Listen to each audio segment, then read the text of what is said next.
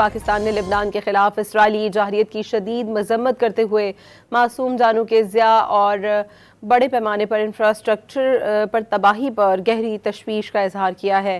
ترجمان دفتر خارجہ کے مطابق اسرائیلی اقدامات امن اور بین الاقوامی کوششوں کو نقصان پہنچا رہے ہیں۔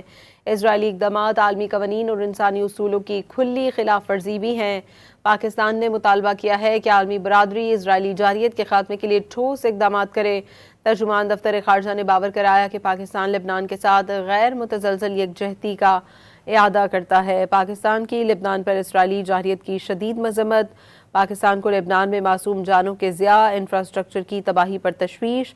ترجمان دفتر خارجہ نے کہا ہے کہ اسرائیلی اقدامات امن بین الاقوامی کوششوں کو نقصان پہنچا رہے ہیں۔ پاکستان لبنان کے ساتھ غیر متزلزل یکجہتی کا اعادہ کرتا ہے۔